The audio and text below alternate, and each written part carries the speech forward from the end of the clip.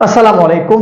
চট্টগ্রাম মানে বিপিএল হবে সেটা নিয়ে যে সমালোচনা হবে না, সেটা কোনোভাবে আপনি আশা করবেন না। এবার কিন্তু বিসিবি ঢাক ঢোল পিটিয়ে যেভাবে মিটু ফপর ফটর করে যেভাবে বিপিএলটা এবার আয়োজন করতে চাচ্ছিল, শেষ পর্যন্ত সেরকমটা কিন্তু হলো না। তো ফাইনালি যে নিউজটা আপনাদের আমি দিতে চাচ্ছি সেটা হচ্ছে যে চট্টগ্রাম কিন্তু অলরেডি কমিটির টিম হয়ে গেছে। এখন কমিটির টিম বলতে কি বোঝায়, পাড়ার খেলা হলে আপনারা বোঝেনি, কমিটি থাকে, একটা টিম থাকে, সেই টিমটাই কিন্তু অনেক সুযোগ সুবিধা পায়, বা ডাটাস যদি অন্য কোনো ফ্র্যাঞ্চাইজি পরিচালনা করতে না পারে সেক্ষেত্রে কিন্তু টিমটা কমিটির টিম হয়ে যায়। অলরেডি যেটা নিউজ, যেটা হটকেক ব্রেকিং নিউজ, সেটা হচ্ছে যে চট্টগ্রাম কিন্তু অলরেডি আপনার হচ্ছে যে বলা চলে কমিটির টিম। এখন কমিটি এটা কিভাবে পরিচালনা করবে, ফরেনার প্লেয়ার নিয়ে আসবে কিনা, এটা তাদের ব্যক্তিগত বিষয়। তবে গুলিস্তানের হেলমেট হয়তো বা দেখা লাগবে না, কারণ যদি বিসিবি দায়িত্ব নেয় চট্টগ্রামের, সেক্ষেত্রে কিন্তু হয়তোবা অনেক কিছুই বা বিপিএলটা ঠিকঠাক ভাবে হওয়ার সম্ভাবনা অনেকটাই বেশি। যদি চট্টগ্রামের কাছেই থাকে, যদি চিটাগংয়ের কাছেই থাকে, তাহলে ভাই এই যে গুলিস্তানের হেলমেট পরে খেলতে হবে। এখন আমার কাছে প্রশ্ন হচ্ছে একটা, সেটা হচ্ছে বিসিবি যেভাবে প্রিপারেশন নিয়েছিল এবার এবার যে বিপিএল এর জন্য প্রথমে ডেট পিছানো, নিলামের ডেট পিছানো, 17, 23, তারপরে 30, আচ্ছা এটা গেল। মিঠু সাহেব যে কাজটা করলো, সোদানের বুয়া মিঠু যে কাজটা করছে, না গালি দিলে আমার, এক এক গালি না দিলে আমার আমার মনে হচ্ছে যে আমার আমার শরীরের রাগ ঠান্ডাই হবে না। আমি বিশ্বাস করেন, সুদানের পর যেভাবে শুধু বিসিবি জুড়ে, তো সাথে মিঠু ছিল, ব্যক্তিগতভাবে মিঠু যেহেতু মিডিয়াতে কথা বলছে, বগর বগর বেশি করছে, তো তার ধরাটাই মেন ক্যারেক্টার। তো মিঠু যে কাজটা করছে সবসময়ের জন্য, যে আমাদের চেক দিয়েছে, আমাদের কিছু দল আছে তারা অল্প টাকা দিতে চাচ্ছে, কিছু টিম আছে তারা টাকা এখনো জোগাড় করতে পারেনি, যার জন্য তাদেরকে বাদ দিয়েছি, এই যে কাহিনী, এই যে কাহিনীটা, এটা করার কারণ কি? তাহলে আপনি যদি এত কাহিনী করে এত নিখুঁত ভাবে আপনি যেহেতু চেক টেক নিয়ে টাকা পয়সা নিয়ে যেহেতু এবার বিপিএল এর টিম দিলেন, তাহলে এই যে শেষে আসে নাটকটার মানে কি? যে নাটকটা বর্তমানে চট্টগ্রামকে নিয়ে, বিদেশি প্লেয়ার মাত্র একটা, আবরার আহমেদ টিম চালাতে পারছে না, মালিকানা অর্ধেক নাই।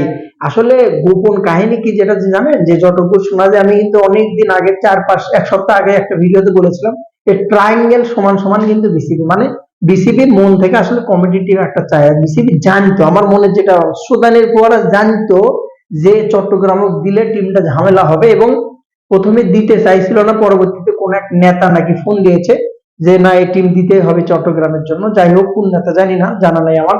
বিসিবিতে এরকম উপরস্থন কর্মকর্তা ফোন দিয়েছিল, যার জন্য বিসিবি বাধ্য হয়ে দিয়েছে। তার মানে কি, বিসিবি ঊর্ধ্বতন যে নেতা আছে তাদের যে তাদের যে আপনার হচ্ছে যে কাঠামোগত, তাদের কাছে বন্দি হিসেবে সমীকরণে তাই বোঝা যাচ্ছে, তাই না? তো সে ফোন দিল, তারপরে চট্টগ্রাম টিম দিয়ে দিল। এখন বর্তমানে চট্টগ্রাম টিম মালিকানা চালাতে পারছে না, অর্ধেক মালিক চলে গেছে, বাকিটা অর্ধেক আছে। প্লেয়ারদের টাকা দেবে কিভাবে 2 দিন পর বিপিএল? এখন যে জিনিসটা হলো, বিসিবি দায়িত্ব নেওয়ার কাছাকাছি পড়াবে, আমি এটা এখনো ভিডিও প্রকাশ করতে পারছি না যে নিয়ে নিয়েছে। তবে মনে রাখেন যে কমিটির টিম অলরেডি ডান। তো এই যে নাটকটা, এবার বিপিএল নিয়ে যে নাটকটা, এই নাটকটা তো কোনো প্রয়োজন ছিল না ভাই। দরকার ছিল পাঁচটা আপনার চট্টগ্রামকে বাদ দিয়ে দিতেন, কোনো সমস্যা ছিল না তো। পাঁচটা টিম তো, নোয়াখালী যদি না আসতো শেষে, তাহলে তো টিম পাঁচটাই হতো। নোয়াখালী যেভাবে সেলুট, নোয়াখালীকে আমি একটা সেলুট দিই, বিশ্বাস করেন। নতুন একটা টিম আসে, যেভাবে গোছানো, যেভাবে প্রফেশনাল, যেভাবে প্রফেশনালি কাজ করছে, সত্যিকার অর্থেই প্রশংসনীয়, প্রশংসনীয়। এবার যতগুলো ফ্র্যাঞ্চাইজি আছে, রংপুর তো প্রফেশনাল, ধরাছোঁয়ার বাইরে, ওটার নাম বলা যাবে না।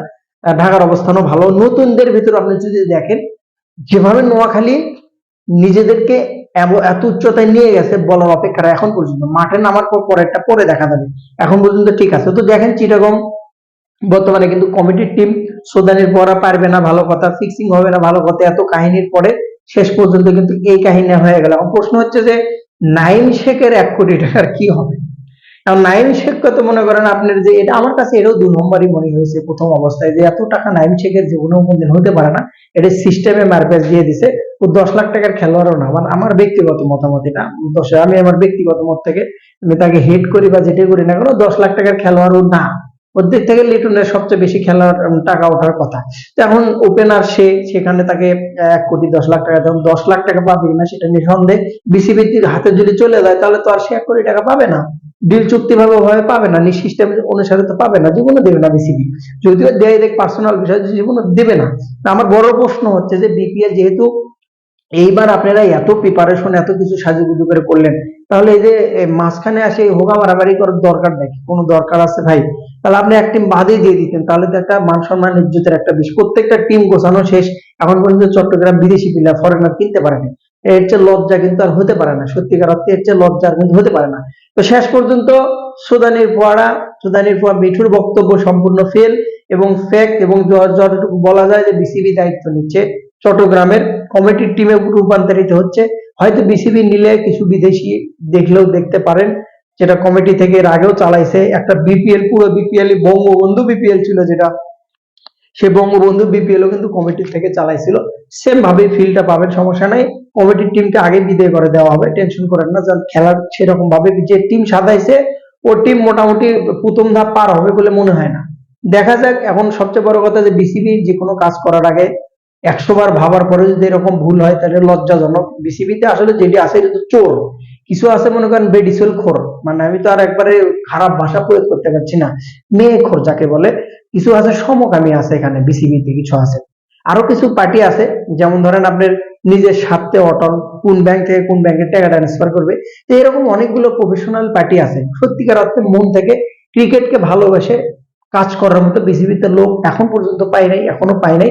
এখন মাঝখানে বলবেন বুলবুল সাহেব কি খারাপ হয় না, বুলবুল সাহেব খারাপ না। বুলবুল সাহেব হচ্ছে যে আপনার ওই যেটাকে আমার যেটা আমার কি বলে, একটা পাতা আছে যেটা ওই কাছে গেলে ঝাউরে যায়, পাওয়ারহীন লোক, পাওয়ার বোঝেন, একটা পাওয়ারহীন লোক হচ্ছে বুলবুল। ওকে আপনি যে কাতে শোতাবেন সে কাতে শুনবে। এখন পর্যন্ত রেজাল্ট যতটুকু আছে, হ্যাঁ তার অনেক ভালো দিকও আছে, ভালো কাজও করেছে, কিন্তু পাশের মানুষগুলো যদি খারাপ থাকে, আপনার অফিসে 100 জন স্টাফ থাকলে যদি 99 জন খারাপ থাকে, আপনি একা ভালো হন, তাহলে পুরো অফিসটা পরিচালনা করতে পারেন না, ওটা খারাপ দিকে চলে যাবে। Best of luck. আমি চাই যে বিপিএল এ হট্টগোল বা এরকম কোনো কিছু না হোক, খারাপ কোনো কিছু না হোক, সুন্দরভাবে বিপিএলটা আয়োজন হোক, কমিটির টিম হোক আর যেটাই হোক। এটা লজ্জা, বিসিবির এটা লজ্জাজনক একটা বিষয়। ভালো থাকুন, সালাম।